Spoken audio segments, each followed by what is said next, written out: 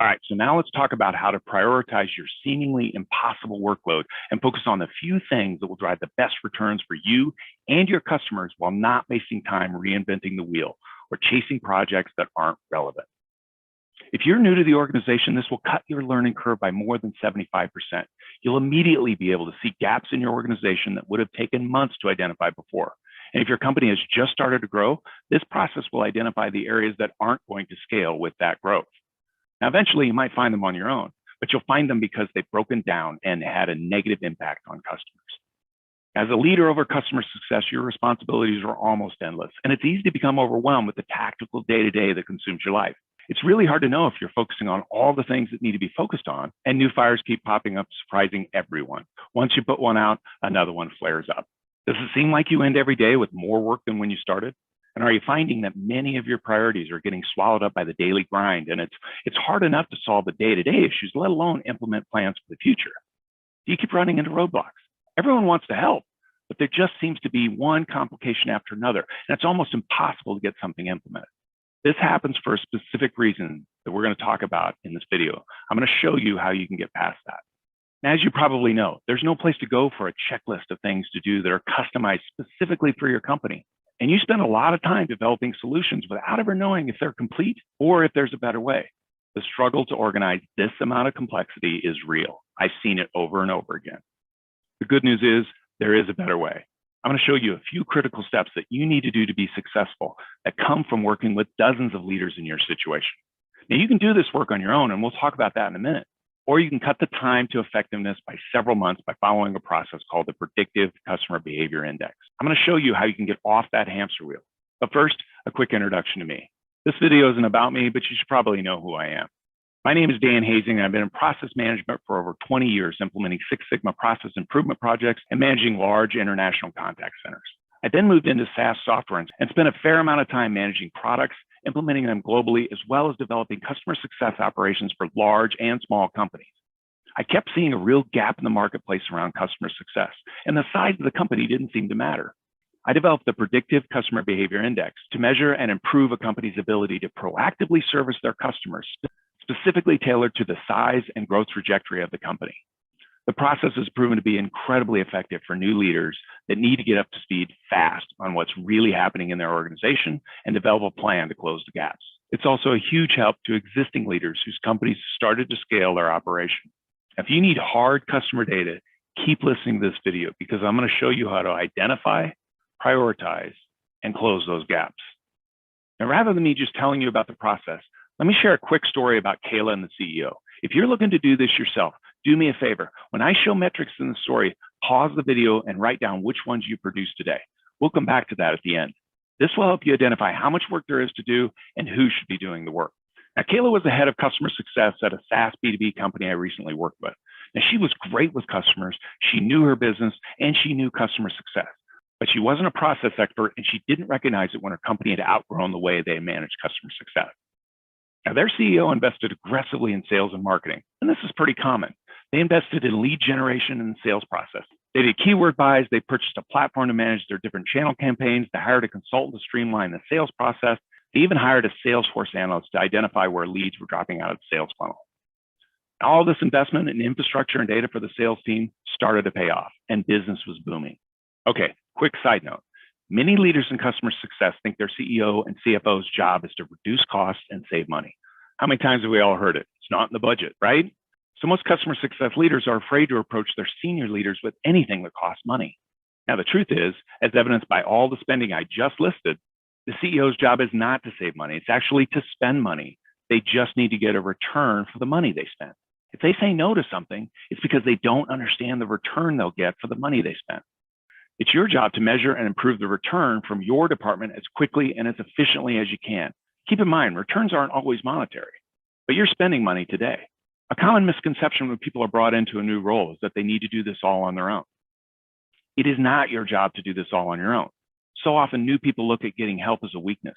It's actually a strength and a sign of professional maturity when you identify the right help that will get you the right return fast. And your CEO will see it that way if it's positioned as part of a broader strategic plan.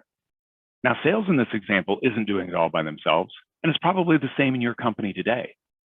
So this brings us to self-help tip number one.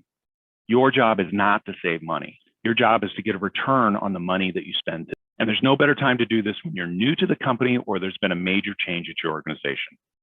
The question is, what does that return look like today? And what should it look like? Are you able to measure the return on customer success? And if so, is it improving?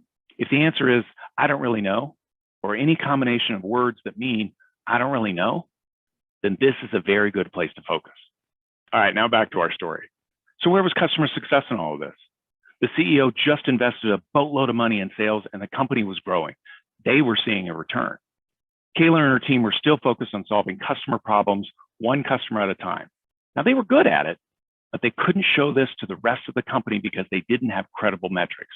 Her team had grown a little, but only after a few hard-fought battles with the CEO to add staff. Remember, these guys were in growth mode, but they were bogged down in the hamster wheel created by the tactical day-to-day customer problems. Customer success was being sidelined. And her solution to managing more customers was adding more people, and that was never going to scale with the organization. She didn't have a staffing plan that was tied to the revenue forecast or that was agreed to by the finance team. So here's self-help tip number two. If you don't have a process that defines when and how many people to hire, you are fighting an uphill battle that you cannot win without hard data. Now, her model was never going to scale to match the company's growth, and it was just a matter of time before the wheels came off and serious damage was done. The CEO was concerned, and Kayla's career was not only stalled out, but in danger of being cut short altogether. What was missing was a broader strategic view of the customer and the actual data needed to influence decisions made at the executive level that impacted the company and its customers. Now, this is what it means to become the primary customer advocate for your company. No one told Kayla that this is what she needed to do, and no one would have. Now, in many cases, it would have been too late for Kayla as the company had already outgrown her ability to manage the customer success team, and there was no one to help her step by step through the process. But fortunately for her, it didn't end that way. Now, this situation is the same for new employees just coming into a new role. You only have a certain amount of time to get up to speed.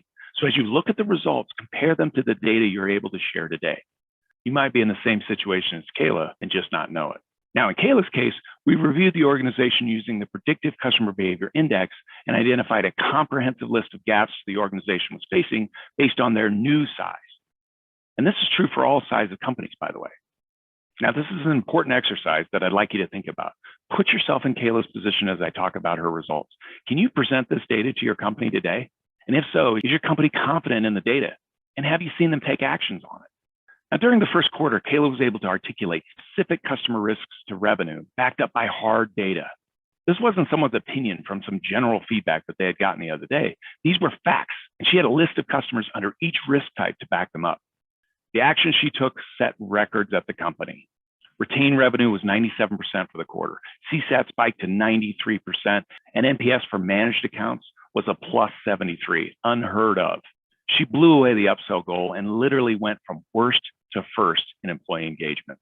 The department was actively scaling through automation and even had a staffing plan tied to customer sales. So as sales increased, they were able to add more staff or invest in more automation. Was everything solved? Of course not. But the team finally understood the universal problems they had and were able to prioritize, narrowing their focus on the ones that would get them the biggest returns first. Now, remember when I said to write down the metrics? Take a look here and jot down the specific metrics you report on and how credible they are. Now, if you don't report on these today, how difficult would it be for you to get them? If you don't know if they're credible or not, think back to the actions your company has taken based on the data you provided. If you're new, ask around. If the data customer success provides isn't causing the company to take action, then it isn't credible. Now, how would it feel to be able to present this type of information to your company and get them the insights on exactly why customers are at risk and what to do about it? Because that's the best part of this example. I call them customer advocacy outcomes, and they really were incredible. The product team was working on 5 of the 6 product gaps. Now, these have been around forever, but they never made it on the list. Now they had specific customer revenue tied to the risk, as well as specific customers to capture the business requirements. These actions took place specifically because of the customer success reporting. They were now presenting credible customer data that was actionable. No one asked for this. They were pushing it to the company because they now understood it was what their company needed to take action on behalf of the customer. And one item I'm particularly proud of, and remember when I was talking about customer success being sidelined? This wasn't something that was explicitly stated. It just happened organically. Customer success moved up in the order and started presenting first in the company-wide meeting. This was because of the value of the information they were now providing. They were being prioritized, and this is the exact opposite of being marginalized. No one specifically stated this, but it was definitely a cause and effect of implementing the recommendations we made. Now, I'm going long here, but if you're still listening, it's because you recognize some of these challenges and probably need some help fixing. Now, these are the categories we cover in our process. We not only evaluate how effectively these are being done, but if you don't have them, we'll design the process and outline how to implement them if it's relevant to the size and growth objectives of your organization. Now, not all of these apply to everyone, but we'll tell you if they do apply or at what point in the future you should consider them. We'll also show you how you can effectively implement them when and if the time comes. As the new leader, this is the comprehensive information that you need to make lasting change at your organization. And you can have the confidence to know that you're following a proven process that has already worked for dozens of leaders in your situation. Now, if you're looking to do this by yourself, take a look at the notes you took on the metrics we identified. Now pause the video and look at each of these categories. Do you have a process or policy around each one of these items? Not in your head, one that's written out. Write down your gaps. Take as much time as you need. I'll be here when you get back. Okay, some of you are back and some of you never left, but be honest with yourself. Did you make an excuse for the ones you don't have defined? Well, we don't have a CRM, or our business is a little bit different, or you don't know my CEO. That's just you're talking to here. There's no judgment.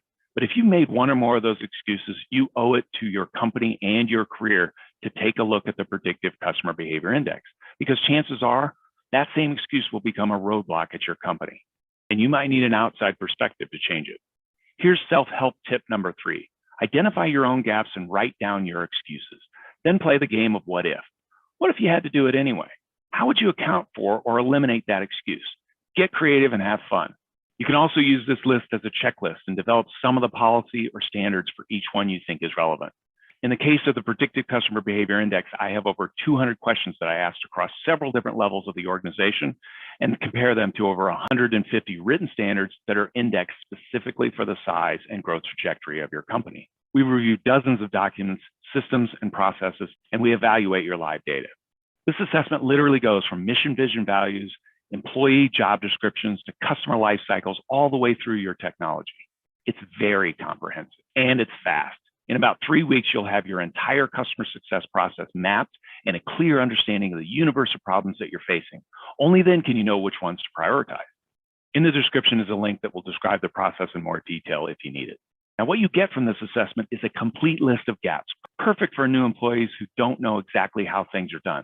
And believe me, when you're new, everyone wants to tell you the good, the bad, and the ugly from their perspective. But it's all biased by their experience, and you don't know what that is or what's really going on. New leaders often see problems, but they're often paralyzed to make change because they can't see the universe of problems and they don't understand the unintended consequences of changes they make. Or worse, they aren't paralyzed and they make rookie mistakes that break something later that should have been obvious. The Predictive Customer Behavior Index eliminates the uncertainty around making process changes because you now know what will and won't break downstream. And don't just believe me. Here's what some of my clients had to say. Now, I'm not going to read these to you, but I'll give you some time to pause the video and read them yourself. I encourage you to reach out to my customers on LinkedIn and get a true understanding of what the process is like. Now, look, it might be obvious to you by now that I'm not a sales guy. I'm an operator just like you. But if you need to get a handle on the complexity and make an impact fast at your company, please reach out to me. Now, I'm not able to take every customer that needs my help, but if I accept you as a client, you'll get a money-back guarantee. That means if you aren't completely satisfied with the results and your return, I'll refund your money. Now, that's a risk-free deal any CEO would love. Go down in the description of this video and book that meeting today. And let's get started on delivering the full value of your customer success operation.